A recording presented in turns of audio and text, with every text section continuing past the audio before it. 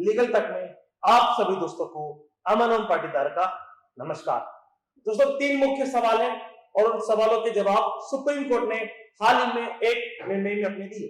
सवाल क्या है? सवाल ये है कि क्या जब किसी प्रॉपर्टी के ऊपर केस चल रहा होता है तो क्या उसका ट्रांसफर किया जा सकता है, हाँ या ना?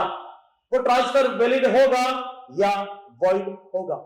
और तीसरा ये कि जो व्यक्ति इसको परचेज करता है बोनाफाइडली विदाउट द नोटिस, मतलब उसको इस बात की जानकारी नहीं होती है कि इस प्रॉपर्टी के ऊपर केस चल रहा है, ये प्रॉपर्टी डिस्प्यूटेड है, इसका मामला कोर्ट में, और उसके बावजूद वो उसको परचेज कर लेता है, उसे इस बात की जानकारी नहीं होती है, तो क्या बाद में इस बात का डिफरेंस लिया जा सकता है?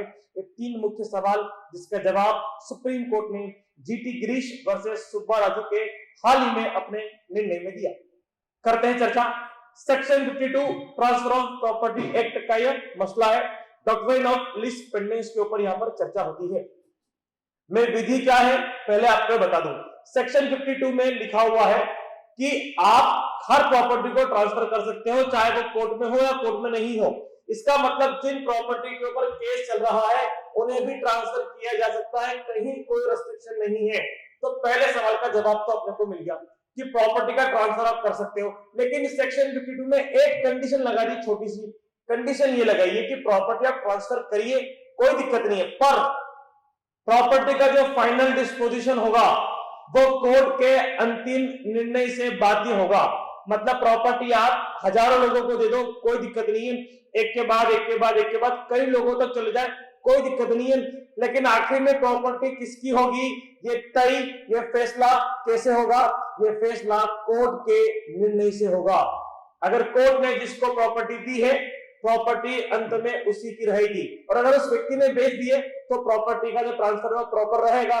तो अगर प्रॉपर्टी ए ने बेच दी और बाद में कोर्ट ने बोला कि प्रॉपर्टी तो बी की है, तो फिर ए ने जिस व्यक्ति को बेची है उस व्यक्ति की कोर्ट मदद नहीं करेगा, कोई लॉ उसकी मदद नहीं कर सकता है, क्योंकि सेक्शन 52 में साफ साफ लिखा हुआ है कोर्ट का निर्णय अंतिम होगा और इस बात को आप सभी को मानना होगा। अब जो तीसरा सवाल था हमारा, तो हम ये समझ गए कि जो हमारा दूसरा सवाल था कि ट्रांसफर वैलिड होगा या वॉइड होगा। ट्रांसफर विल बी वैलिड और void, it will depend upon the, मतलब ट्रांसफर तो वैलिड है पर फाइनली किसके पास जाएगी ये तय कैसे होगा? कोर्ट के अंतिम निर्णय से बात तय होगी। अब तीसरा सवाल ये है कि अगर जिस व्यक्ति ने परचेस करी है वो अगर ये बोलता है कि अब मुझे इस बारे में नोटिस नहीं था, मैं बोनाफाइड परचेसर हूं, तो क्या लॉ उसके बारे में थोड़ा विचार करेगा? क्या लॉ उस व्यक्ति को सपोर्ट करेगा जिसके पास इस बात का ज्ञान नहीं था कि प्रॉपर्टी का केस चल रहा है और वो उस प्रॉपर्टी को परचेस कर लेता है?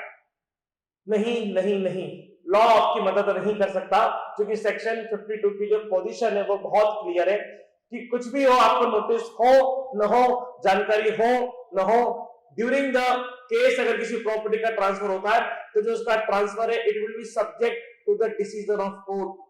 कोर्ट का जो अंतिम निर्णय होगा उसके हिसाब से वो प्रॉपर्टी का ट्रांसफर होगा।